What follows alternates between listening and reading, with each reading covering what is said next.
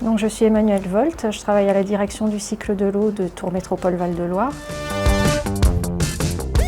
Notre besoin était de travailler à mieux prendre en compte la préservation de la ressource en eau dans notre action métropolitaine. Dans un contexte de dérèglement climatique où on va connaître des épisodes extrêmes de plus en plus fréquents, que ce soit en termes d'inondation ou de sécheresse, il faut que la ville sache s'adapter.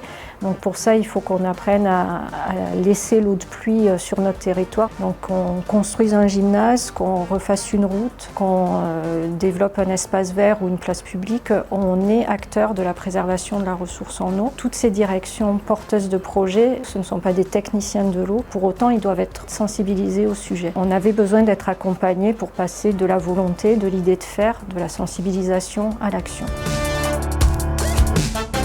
L'accompagnement du fonds MNT s'est déroulé en plusieurs étapes. La première étape était le choix d'un outil de sensibilisation, Trajectoire eau et territoire, qui a été développé par un chercheur du CNRS. Ce jeu a été testé par un panel d'agents de la métropole de différentes directions. Donc il s'agit d'un plateau de jeu qui représente le territoire de la métropole, la Loire, le Cher, nos propres nappes, nos propres ressources en eau.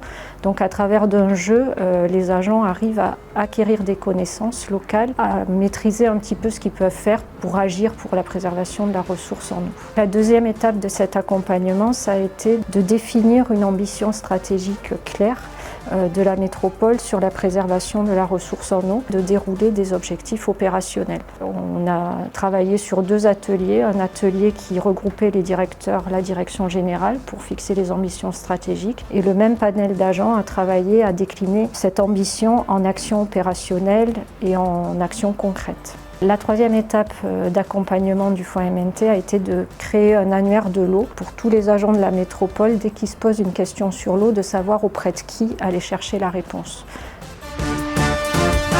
Le projet aujourd'hui s'est concrétisé. Donc effectivement, l'outil de sensibilisation existe, a été développé et est actuellement en cours de déploiement auprès des différentes directions de la métropole. Les ambitions stratégiques ont été posées et des opérations concrètes ont été proposées. Aujourd'hui, dès qu'un projet naît à la métropole, on se pose la question de l'eau. Pour la métropole, le caractère innovant consistait dans la transversalité de la démarche. Donc, tout au long de l'accompagnement du fonds MNT, toutes les directions ont participé et ont progressé avec nous sur ce sujet-là. Le choix de l'outil de sensibilisation est innovant dans le sens où il est adapté à notre territoire.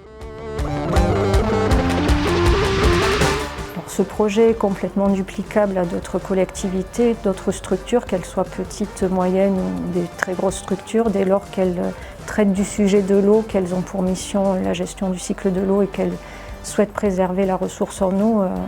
Toutes les actions qui ont été mises en œuvre avec l'accompagnement du fonds MNT est duplicable, quelle que soit la structure.